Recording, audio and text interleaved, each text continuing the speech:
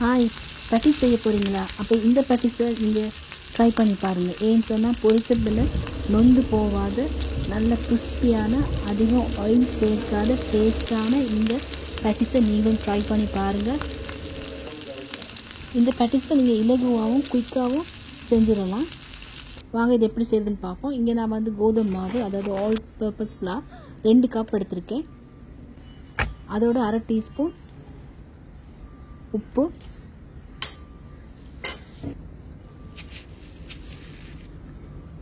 இங்கே 1 table spoon butter எடுத்திருக்கேன். Butter இல்லாட்டி ஆயில்னாலும் பரவாயில்ல. அதை நான் வந்து சூடாக்கி கொள்ள போகிறேன். இதே நேரத்தில் மாவில் வந்து 1 டீஸ்பூன் சுகரும் சேர்த்துக்கிறேன். சுகர் வந்து நல்ல ப்ரௌன் கலர் கொடுக்கறதுக்கு தான் இது சேர்க்குறேன். இப்போ நான் வந்து பட்டரை நான் சூடாக்கி இதில் சேர்த்துக்கொள்கிறேன்.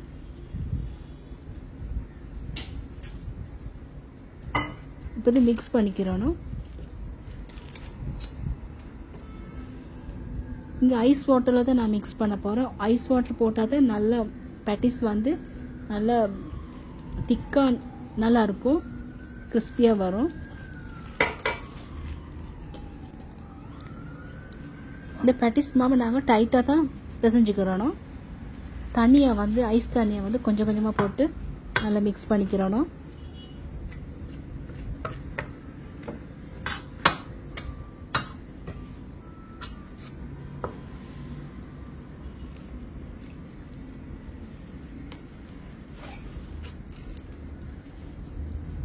இந்த ஐஸ் தண்ணி போட்டால் தான் பேட்டிஸ் வந்து நொந்து போகாமல் நல்ல மொறுமொறுப்பாக வரும்.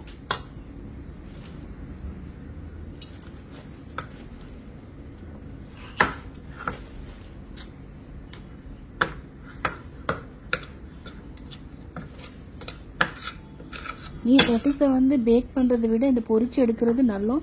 ஏன்னு சொன்னால் பேக் பண்ணுறதுல அதிகமாக மார்ஜரின் சேர்க்கறதுனால அது ஹெல்த்துக்கு நல்லா இல்லை.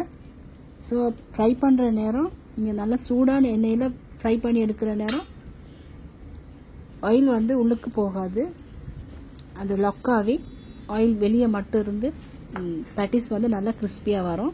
சரி, ஆயில் வந்து சூடான பிறகு தான் நீங்கள் பேட்டிஸை போட்டு போட்டு பொரிச்சு எடுக்கணும். இந்த டிப்ஸை நீங்கள் யூஸ் பண்ணிக்கிறங்க.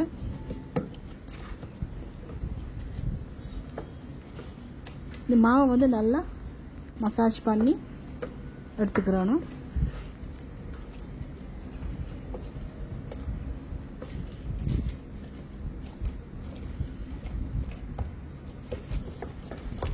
நீங்கள் ஆயிலில் பொரிக்கிற நேரம் கையெல்லாம் பார்த்து நீங்கள் கவனமாக பார்த்து பொரிச்சுக்கொள்ளுங்க. ஏன்னு சொன்னால் எனக்கு கையில் ஒரு மார்க் இருக்குது.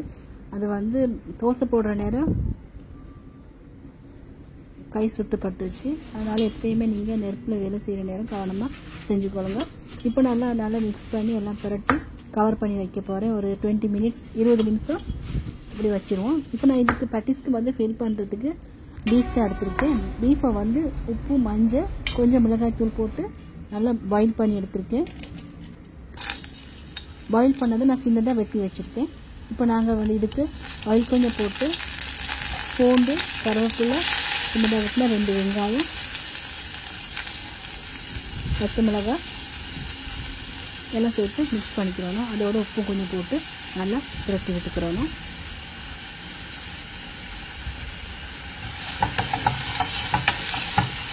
நான் கட் பண்ணி வச்சுருக்க பீஃபை சேர்த்துருக்கேன்.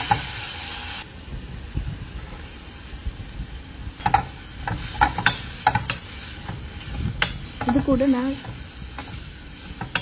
சில்லி பீசஸ் 1 டீஸ்பூன், மிளகும் சீரகமும் அரைச்ச பவுடர் வந்து 1 டீஸ்பூனும், அதுக்கப்புறம் பட்டை, கிராம்பு, ஏலக்காய் தூள் வச்சுருக்கேன். அதையும் சேர்த்து நல்லா புரட்டி விடணும். இந்த பேட்டிஸ் வந்து கொஞ்சம் உரப்பாக இருக்கும். இன்னும் உங்களுக்கு ஸ்பைசியாக தேவையாக இருந்தால் சேர்த்துக்கிறோம். அவ்வளோதான். இது அப்படி நாங்கள் எடுத்து வச்சுக்கிறோம். இப்போ மாவை நாங்கள் ரெடி பண்ணுவோம்.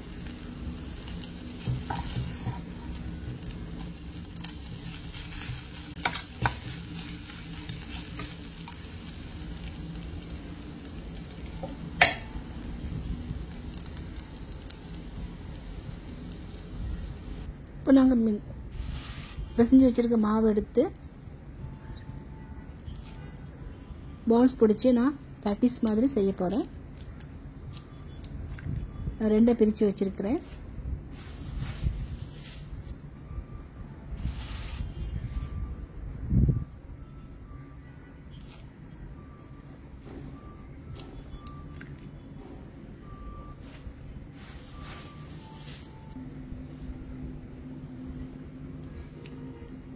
தேவையான சைஸுக்கு நாங்கள் பால் பிடிச்சி வச்சுக்கிறோம்.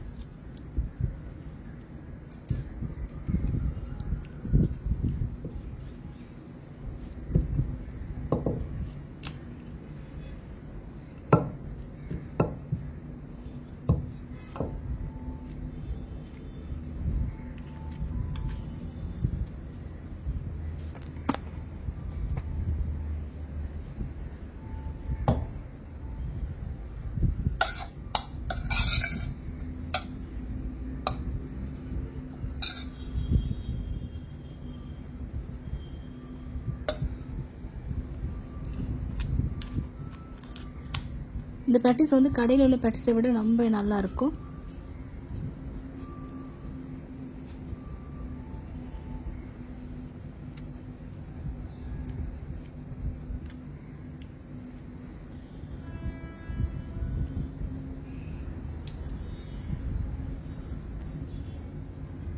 இப்போ இந்த எல்லா பேட்டிஸையும் இந்த மாதிரி செஞ்சு எடுத்துக்கிடுவோம்.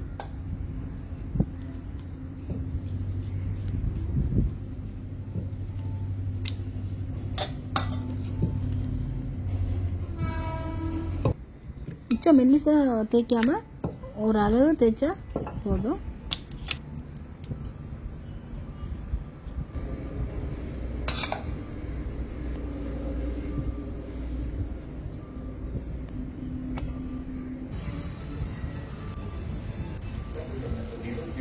இப்போ நல்லா கொதிக்கிற எண்ணெயில் இந்த பேட்டிஸை போட்டு எடுப்போம்.